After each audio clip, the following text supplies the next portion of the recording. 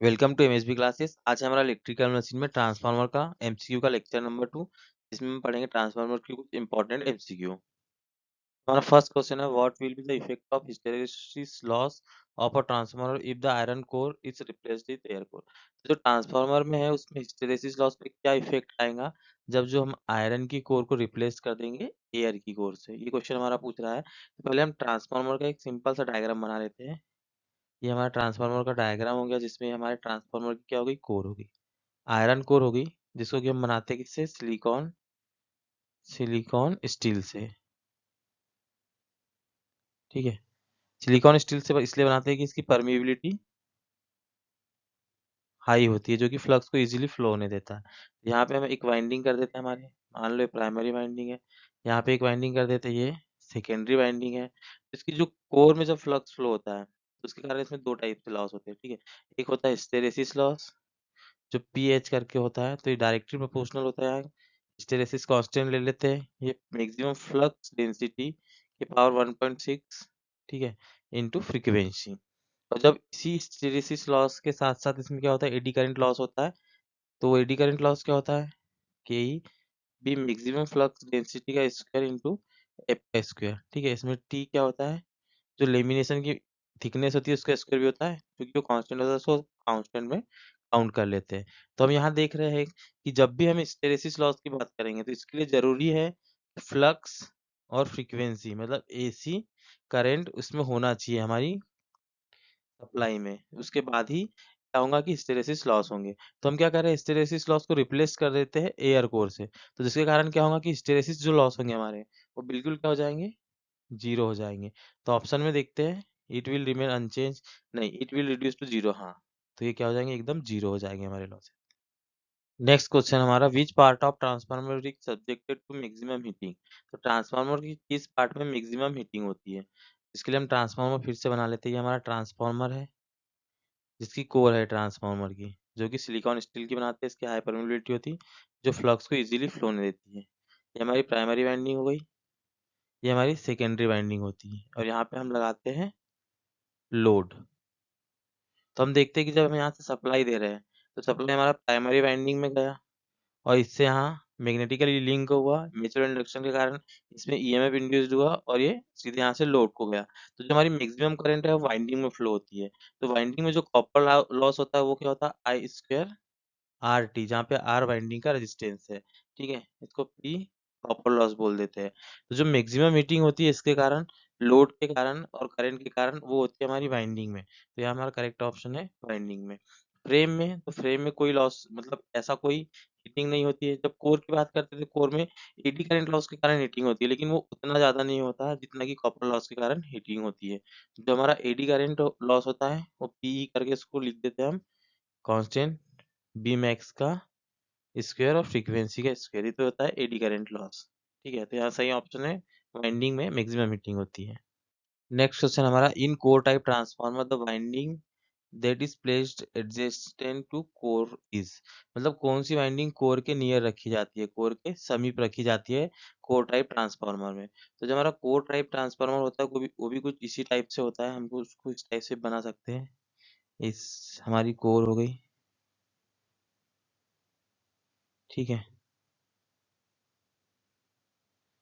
मान लो ये हमारी ऐसी कोर हो गई, और यहाँ पे हमने एक वाइंडिंग की है, यहाँ पे एक वाइंडिंग की है।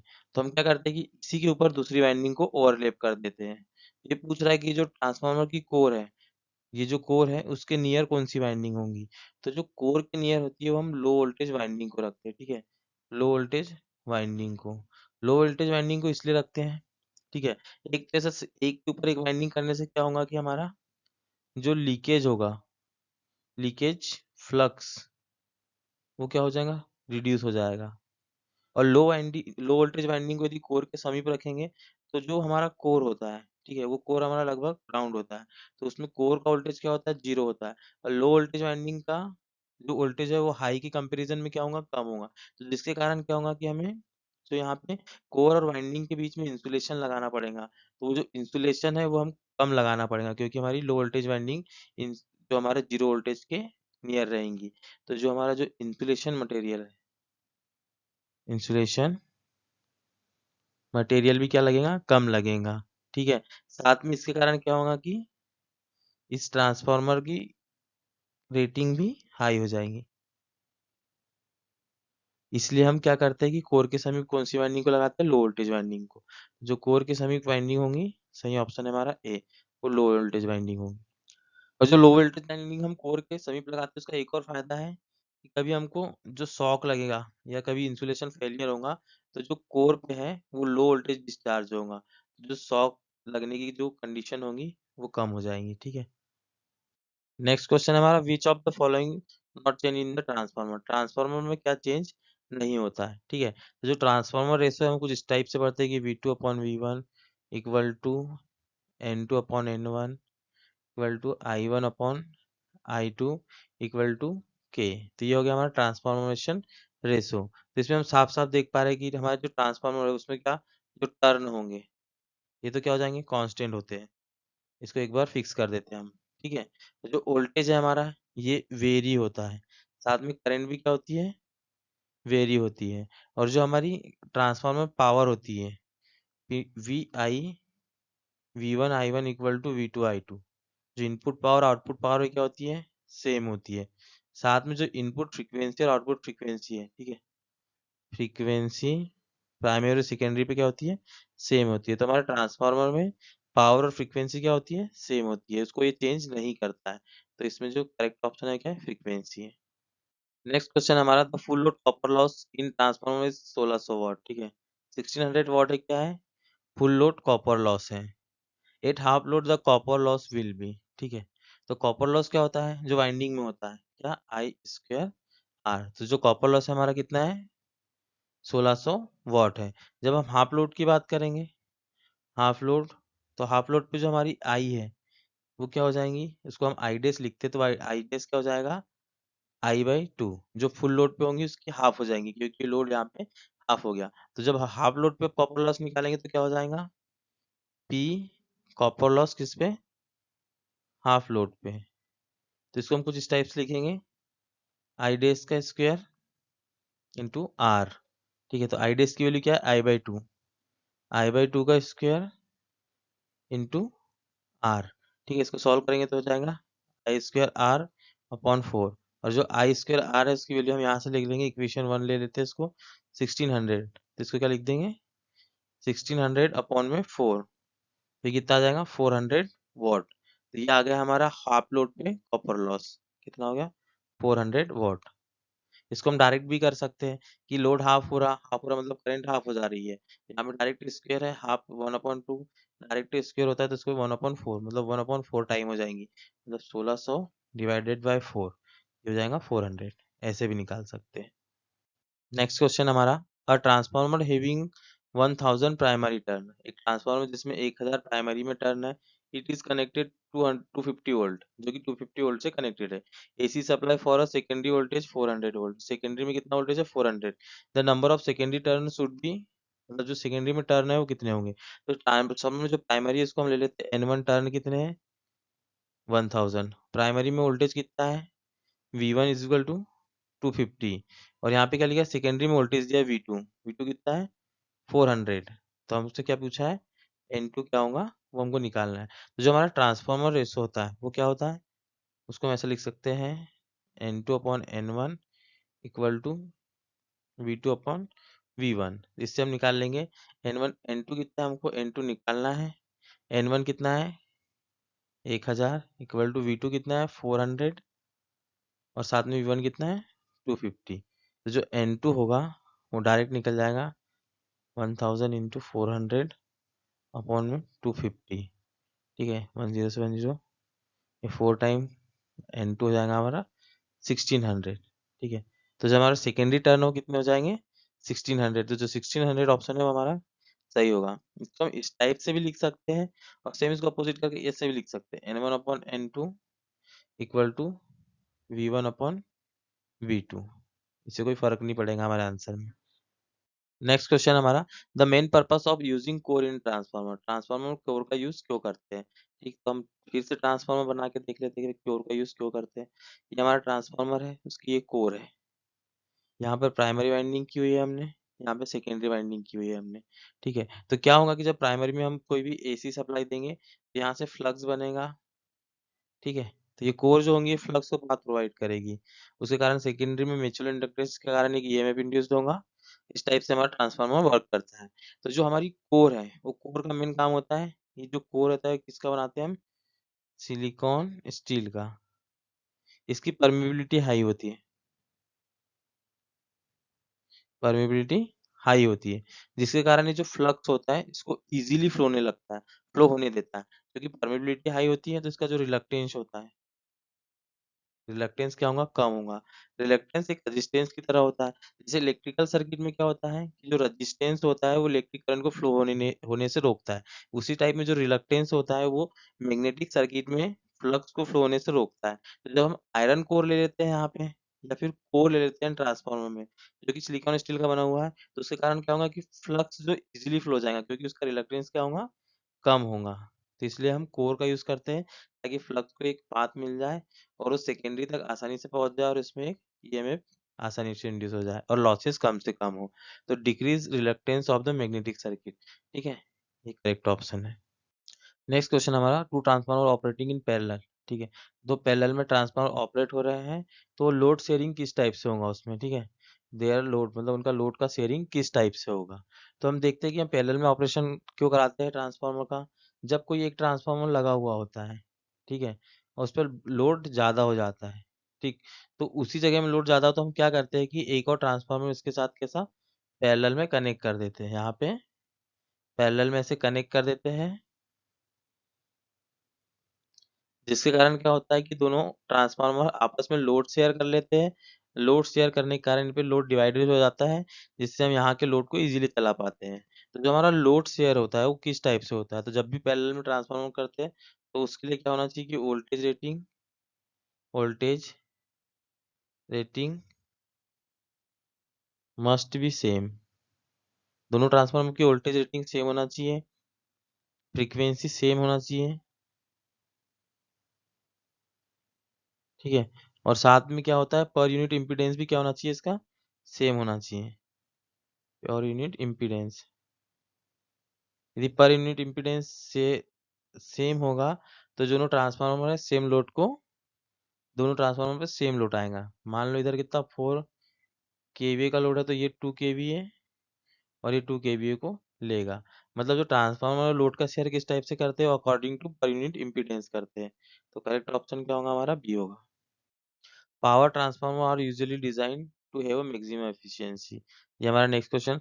तो इसमें हम देखते हैं कि जो हमारा पावर ट्रांसफार्मर होता है, तो जहाँ पे हमारा जनरेशन हो रहा हो तो वहां पे स्टेप अप के लिए, ठीक, और जहाँ ट्रांसमिशन हो रहा है तो वहां पे स्टेप अप या स्टेप डाउन के लिए जो ट्रांसफार्मर यूज होते हैं, जिनकी रेटिंग बहुत ज्यादा होती है, तो उनको बोलते हैं पावर ट्रांसफार्मर। क्या? Power transformer. तो जो हमारे पावर ट्रांसफार्मर होते हैं वो फुल लोड पे मैक्सिमम एफिशिएंसी के लिए डिजाइन होते हैं। मतलब 95 टू 98.5% एफिशिएंसी, मतलब फुल लोड पे हमको मैक्सिमम एफिशिएंसी दे, इसको कुछ इस टाइप से डिजाइन किया जाता है। क्योंकि जो हमारे पावर ट्रांसफार्मर होते हैं वो एनी टाइम फुल लोड पे चलते हैं, फुल लोड पे चलते हैं। और जो फुल लोड पे हमारा P copper loss is equal to P iron loss होता है। ठीक है, जो हमारा आयरन लॉस होता है वो हमेशा क्या होता है? कांस्टेंट होता है। सेम इसी प्रकार से हम देखेंगे कि जब हम डिस्ट्रीब्यूशन ट्रांसफार्मर की बात करते हैं, डिस्ट्रीब्यूशन ट्रांसफार्मर, तो जब हमारा डिस्ट्रीब्यूशन ट्रांसफार्मर होता है वो 50% लोड पे मैक्सिमम एफिशिएंसी देता है। इसको इस टाइप से इसलिए डिजाइन किया जाता है क्योंकि जो हमारा डिस्ट्रीब्यूशन ट्रांसफार्मर होता है उस पे कभी फुल लोड नहीं होता, कभी कोई लोड चालू होगा, कभी कोई लोड बंद होगा। तो जो 50% लोड पे हमको मैक्सिमम एफिशिएंसी दे, उसको कुछ इस टाइप से डिजाइन किया जाता है। ठीक है, तो इसमें जो हमारा करेक्ट ऑप्शन हो गया फुल लोड पे, मतलब नियर फुल लोड हमको मैक्सिमम एफिशिएंसी मिलती है पावर ट्रांसफार्मर में। नेक्स्ट क्वेश्चन हमारा, in isolation transformer has turn ratio. तो जो हमारा आइसोलेशन ट्रांसफार्मर होता है उसको हम बोलते हैं 1:1 ट्रांसफार्मर भी बोलते हैं इसको, और जो हमारे आइसोलेशन ट्रांसफार्मर में N1 इक्वल टू N2 होता है, मतलब प्राइमरी और सेकेंडरी के टर्न सेम होते हैं, जिसके कारण जो हमारा प्राइमरी और सेकेंडरी का वोल्टेज भी क्या होगा, सेम होगा। तो इसका जो ratio N1 upon N2 is equal to V1 upon V2 जब निकालेंगे तो ये भी कैसा निकलेगा, 1:1। इसका करेक्ट ऑप्शन क्या हो गया, सी। इसका यूज करते हैं हम इलेक्ट्रॉनिक सर्किट में इम्पीडेंस मैचिंग के लिए, इम्पीडेंस मैचिंग। ठीक है, तो इसका करेक्ट ऑप्शन हो गया सी, 1:1। नेक्स्ट क्वेश्चन हमारा, the winding use in three phase shell type transformer. जो three phase shell type transformer होता है उसमें किस टाइप की वाइंडिंग का यूज किया जाता है। जब हम three phase shell type transformer की बात करेंगे तो कुछ इस टाइप से होता है। ये हमारा ट्रांसफार्मर का कोर बना रहे हैं हम। ये हमारा थ्री फेज का सेल टाइप ट्रांसफार्मर होता है। ठीक, उस पर एक वाइंडिंग ये होती है, एक फेज की, सेकेंड फेज की, और ये थर्ड फेज की। जो कोर के नियर होती है वो लो वोल्टेज वाइंडिंग होती है, हमने अभी पढ़ा। और उसी के ऊपर ओवरलैप करते हुए हाई वोल्टेज वाइंडिंग भी होती है। ठीक है, और कोर के नियर लो वोल्टेज वाइंडिंग क्यों होती है, इसको हमने अभी पहले वाले क्वेश्चन में देख लिया। तो ये वाइंडिंग क्या होती है, एक के ऊपर एक बनी हुई होती है। तो इस टाइप की वाइंडिंग हम क्या करते हैं, सेल टाइप ट्रांसफार्मर में करते हैं। तो इसको बोलते हैं हम कौन सी वाइंडिंग, सैंडविच वाइंडिंग। इसमें क्या होता है कि जो हमारा लीकेज रिएक्टेंस वो भी कम होता है, तो इसलिए हम सैंडविच वाइंडिंग का यूज करते हैं, कौन से, सेल टाइप में। तो ये हो गया सैंडविच, क्योंकि ये सैंडविच टाइप एक के ऊपर एक की हुई वाइंडिंग है। नेक्स्ट क्वेश्चन हमारा, a transformer having 800 watt iron losses. मतलब एक ट्रांसफार्मर है जिसमें आयरन लॉसेस कितना है, 800 वॉट है। Is the maximum efficiency at full load. और जो फुल लोड पे क्या है, इसमें फुल लोड पे मैक्सिमम एफिशिएंसी है, मैक्सिमम एफिशिएंसी फुल लोड पे है। तो हम देख रहे हैं कि जो हमारा ट्रांसफार्मर है, जब वो फुल लोड पे मैक्सिमम एफिशिएंसी दे रहा है, तो जब मैक्सिमम एफिशिएंसी की कंडीशन फुल लोड पे आ रही है, तो फुल लोड पे क्या होता है कि पीआई, मतलब जो आयरन लॉसेस होते हैं इक्वल टू किससे होते हैं, कॉपर लॉसेस के। और जो हमको कितना दिया हुआ है, 800 वॉट दिया है।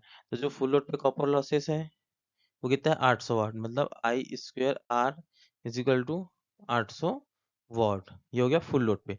जब हम हाफ लोड की बात करेंगे, हाफ लोड की बात करेंगे, तो जो हमारा करंट क्या हो जाएगा, I/2 हो जाएगा। इसको हम आई डैश से भी रिप्रेजेंट कर देते हैं। ठीक है, तो जब इसमें हम निकालेंगे कि हमारा पी कॉपर लॉस किस पे, हाफ लोड पे कितना होगा, तो इसके लिए हम देखते हैं आई डैश का स्क्वायर इंटू आर। और आई डैश क्या है हमारा, I/2 का स्क्वायर इंटू आर, मतलब आई स्क्वायर आर बाई 4, इसका स्क्वायर है। तो आई स्क्वायर आर कितना है हमारा, 800। तो 800 अपॉन 4 कितना आ गया, 200 वॉट। ठीक है, तो ये हो गया 200 वॉट हमारा करेक्ट ऑप्शन। अभी हमने देखा इससे पहले कि इसको हम डायरेक्ट भी निकाल लेते हैं, कैसे, कि 800 है फुल लोड पे, तो हाफ लोड पे करंट कितनी हो जाएगी, 1/2। और चूंकि यहाँ करंट का स्क्वायर होता है फॉर्मूला, तो इसको क्या हो जाएगा, 1/4। तो 1/4 तो ये कितना हो जाएगा सर, डायरेक्ट 200 वॉट। ठीक है, नेक्स्ट क्वेश्चन हमारा, which of the following the most likely source of harmonic in a transformer. Transformer में हार्मोनिक का मेन सोर्स क्या होता है। ठीक है, तो इसमें हम देखते हैं कि जब हमारी कोर है वो कैसी हो जाती है, सेचुरेशन के केस में आ जाती है। तो उस टाइम में हमारे ट्रांसफार्मर में क्या होते हैं कि हार्मोनिक्स आते हैं। तो सेचुरेशन क्या होता है कि जब ट्रांसफार्मर की ये कोर होती है, इसमें यहाँ पे हम वोल्टेज अप्लाई करते हैं, इसके कारण करंट फ्लो होती है, उसमें एक फ्लक्स बनता है। तो फ्लक्स एक लिमिट तक बढ़ता है, आई के साथ में एक लिमिट तक बढ़ता है। बढ़ते बढ़ते एक बार में क्या होगा कि आई तो हम बढ़ाएंगे, लेकिन हमारा फ्लक्स क्या हो जाएगा, कांस्टेंट हो जाएगा। तो इस केस को बोलते हैं हम सेचुरेशन की केस। और सेचुरेशन के केस के कारण क्या होता है कि हमारे कोर में सेचुरेशन के केस आएगा, उसके कारण हमारे ट्रांसफार्मर में हार्मोनिक्स प्रोड्यूस होते हैं। नेक्स्ट क्वेश्चन है हमारा, the two winding transformer are. मतलब टू वाइंडिंग ट्रांसफार्मर में क्या होता है। तो हम देखते हैं कि जब हम टू वाइंडिंग ट्रांसफार्मर को बना रहे हैं, तो ये हमारा टू वाइंडिंग ट्रांसफार्मर है। इसमें हमारी फर्स्ट वाइंडिंग हो गई, और ये हमारी एक और सेकेंडरी मान लो, इसको प्राइमरी मान रहे हैं, इसको सेकेंडरी मान लो। तो ये जो दोनों वाइंडिंग होती है ये कैसे कनेक्टेड है। जब हम टू वाइंडिंग ट्रांसफार्मर की बात करते हैं, ये दोनों वाइंडिंग कैसे कनेक्टेड रहती है, इंडक्टिवली। ठीक है। तो जो टू वाइंडिंग ट्रांसफार्मर है उसमें हमारी वाइंडिंग कैसे कनेक्टेड है, इंडक्टिवली, तो सेकंड ऑप्शन इसमें करेक्ट है। लेकिन जब हम ऑटो ट्रांसफार्मर की बात करेंगे तो वो ऑटो ट्रांसफार्मर कुछ इस टाइप से होता है। ये हमारी प्राइमरी हो गई और इसी के साथ में, ठीक है, इसी के साथ में हम क्या बनाते हैं, यहाँ से टेपिंग करके ये हमारी सेकेंडरी, मतलब यहाँ पे V2 होता है और यहाँ पे V1 होता है। ठीक है, ये पूरा का पूरा यहाँ पे क्या होगा, N1 होगा और ये N2 होगा और बचा हुआ क्या होगा, N1 माइनस N2 होता है। तो यहाँ पे हम देखते हैं कि जब ऑटो ट्रांसफार्मर की बात हो रही है, ऑटो ट्रांसफार्मर, तो ये इसकी वाइंडिंग कैसे कनेक्टेड है, तो ये इंडक्टिवली और साथ में कंडक्टिवली, दोनों टाइप से कनेक्टेड होती है ऑटो ट्रांसफार्मर की। लेकिन जब टू वाइंडिंग ट्रांसफार्मर की बात करें तो वो सिर्फ इंडक्टिवली कनेक्टेड होती है। सेकंड ऑप्शन यहाँ पे करेक्ट है। नेक्स्ट क्वेश्चन हमारा, the frequency of the impressed voltage of a transformer is increase. ठीक है, तो जो ट्रांसफार्मर है उसकी फ्रीक्वेंसी को हमने क्या किया, इंक्रीज किया। Keep the magnitude constant, it core loss will be, keep the magnitude constant.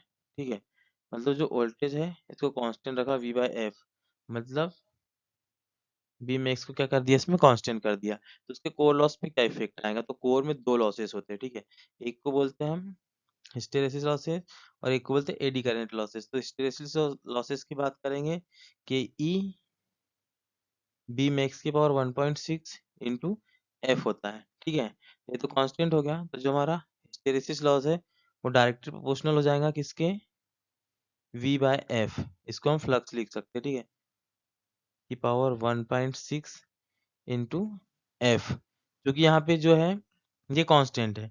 क्या कांस्टेंट है, ये तो कांस्टेंट है और साथ में v by F, flux constant है, मतलब हम जैसे जैसे एफ को बढ़ाएंगे वैसे वैसे v भी बढ़ेगा। तो जो हमारी फ्लक्स की वैल्यू क्या आएंगी, कांस्टेंट आएंगी। जब इसको हम अलग अलग लिखेंगे तो कुछ इस टाइप से लिखेंगे, P H is equal to V की पावर 1.6 अपॉन में एफ की पावर 1.6 इंटू एफ। इसको फर्दर सॉल्व करेंगे तो क्या आ जाएगा, v की पावर 1.6 इंटू एफ की पावर 0.6, ये हमारा एफ आ गया। इसको इक्वेशन 1 मान लेते हैं। जब हम एडी करंट लॉस की बात करेंगे, ठीक है, ये भी कोर में ही होता है क्योंकि, तो ये हो जाएगा के ई बी मैक्स का और इसके ना फ्रीक्वेंसी का भी स्क्वायर होता है। ठीक है, इसको सेम लिखेंगे। ये जो हमारा फ्लक्स है वो क्या होता है, वी बाय एफ होता है, इसका स्क्वायर इंटू एफ का स्क्वायर। जब हम इसको आगे सॉल्व करेंगे तो ये हो जाएगा V square F square into F. तो यहाँ पे हम देख रहे हैं कि ये एफ का स्क्वायर है। जब इसको आगे सॉल्व करेंगे तो इसको हम कैंसिल कर सकते हैं, मतलब ये जैसे जैसे बढ़ा रहे हैं हम एफ, तो वी भी वैसे वैसे बढ़ेगा। साथ में जो एफ है ये भी सेम अमाउंट में बढ़ेगा क्योंकि ये एफ का स्क्वायर है। तो जो हमारा पीई मतलब एडी करंट लॉस होगा, एडी करंट लॉस फ्रीक्वेंसी बढ़ाने पर भी वो क्या होगा, कांस्टेंट होगा। लेकिन हम यहाँ पे देख रहे हैं इक्वेशन फर्स्ट में जो हमारा हिस्टेरेसिस लॉस है वो फ्रीक्वेंसी बढ़ाने पे क्या हो रहा है, कम हो रहा है। फ्रीक्वेंसी बढ़ाने पे कम होगा। तो जो ओवर लॉस हिस्टेरेसिस लॉस होगा हमारा वो फ्रीक्वेंसी बढ़ाने पे क्या होगा, कम होगा, तो होगा डिक्रीजेस। करेक्ट है हमारा बी ऑप्शन। नेक्स्ट क्वेश्चन हमारा, for an 11,000 upon 415 volt delta star transformer. ठीक है, इसकी प्राइमरी वाइंडिंग है डेल्टा, सेकेंडरी वाइंडिंग है star. Transformer KVA rating 40 KVA, find the low voltage side current. तो हमको लो वोल्टेज साइड का करंट निकालना है इसमें। ठीक है, तो इसमें क्या दिया है, लो वोल्टेज साइड का वोल्ट कितना है, 415 वोल्ट। तो और ये कैसा है, स्टार है। तो स्टार में क्या होता है कि जो वी फेस होता है वो क्या होता है कि वी लाइन अपॉन में रूट थ्री, मतलब वी लाइन जब हम निकालेंगे तो क्या होता है, root three into V phase. ये हमारा स्टार कनेक्शन कुछ इस टाइप से होता है और जब डेल्टा की बात करते हैं तो वो कुछ इस टाइप से होता है। तो यहाँ डेल्टा पे line voltage phase voltage same होता है, यहाँ पे लाइन वोल्टेज और फेस वोल्टेज के बीच में जो रिलेशन होता है वो हमने लिखा है। और जो हमारे क्वेश्चन में दिया हुआ लगभग हमेशा क्या होता है, फेस वोल्टेज रहता है। तो हमको क्या लाइन करंट पूछिए, तो लाइन करंट क्या हमारी वी एल इजिकल टू क्या होंगी, रूट थ्री और में साथ में फेस वोल्टेज सेकेंडरी साइड का।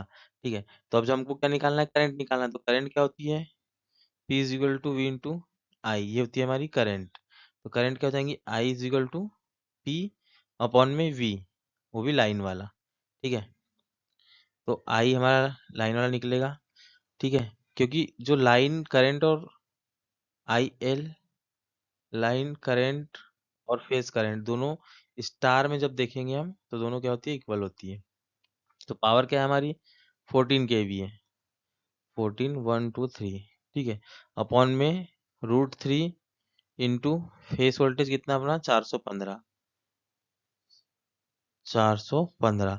जब हम इसको सॉल्व करेंगे तो सॉल्व करने के बाद में हमारा आंसर आएगा 55.65, जो कि ऑप्शन ए है, ये हमारा करेक्ट ऑप्शन होगा।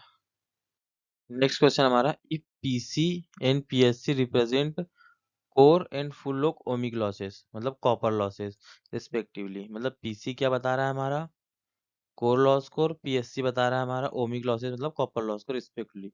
The maximum KVA delivered to the load corresponding to maximum efficiency is equal to KVA rating the multiplied by, ठीक है।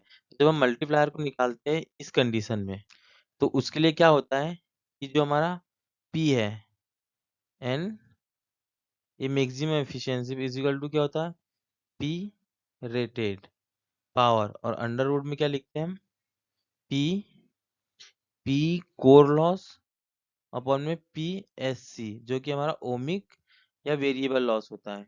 जो हमारा पीसी है, जो कोर लॉसेस हमारा हमेशा क्या होता है, कांस्टेंट होता है, और जो हमारा ओमिक या फिर मैं कोर लॉस कॉपर लॉसेस की बात करूँ तो क्या होता है, वेरिएबल होता है, वो चेंज होता है हमारे लोड के साथ में। तो जो रेटेड है, पी रेटेड, उसका ये मल्टीप्लायर होता है। तो ये क्या निकला, under root P C upon P S C, मतलब कोर अपॉन में ohmic losses, under root PC upon PSC. जो हमारा बी ऑप्शन है वो करेक्ट ऑप्शन है, ठीक है। नेक्स्ट क्वेश्चन हमारा, as compared to an ordinary two winding transformer of same output an auto transformer has, ठीक है, क्या होता है उसमें वो पूछ रहा है। पुअर वोल्टेज रेगुलेशन होता है, स्मॉलर साइज होता है, पुअर एफिशिएंसी होती है, बेटर आइसोलेशन होता है। तो साइज में स्मॉलर होता है सेम रिटर्न के लिए ऑटो ट्रांसफार्मर। ये कैसा होता है हम देख लेते हैं। जब हम कॉपर वाइंडिंग करते हैं उसमें, तो कॉपर वाइंडिंग का वेट की बात करते हैं। तो जो कॉपर वाइंडिंग का वेट होता है वो इसमें टू वाइंडिंग ट्रांसफार्मर में क्या होता है, इक्वल टू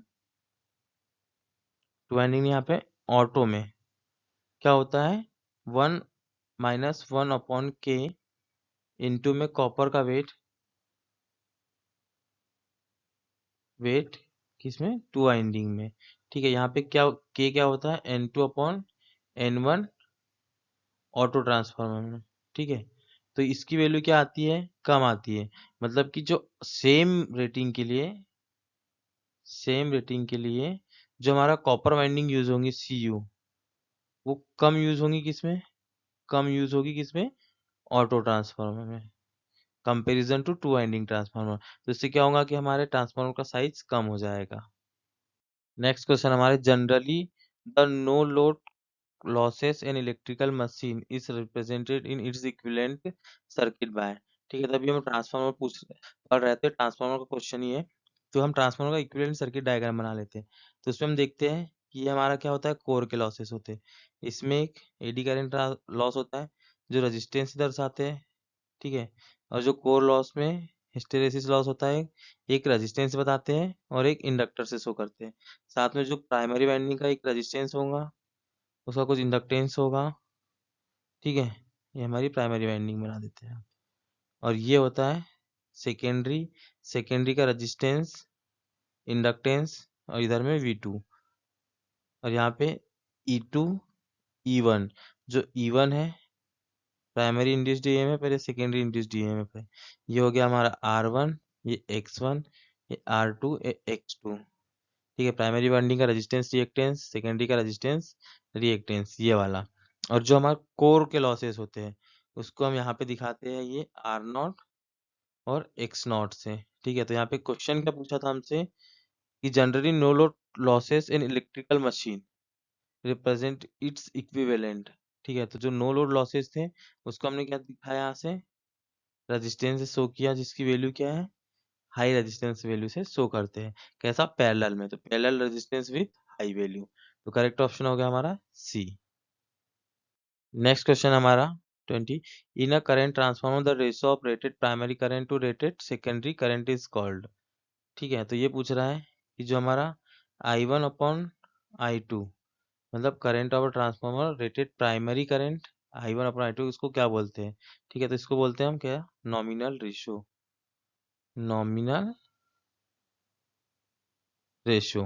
ठीक है, तो करेक्ट ऑप्शन हो गया हमारा ए। यदि हमारे वीडियो अच्छे लगते हैं तो प्लीज़ हमारे वीडियो को लाइक करें और हमारे चैनल को सब्सक्राइब करें। Thank you for watching.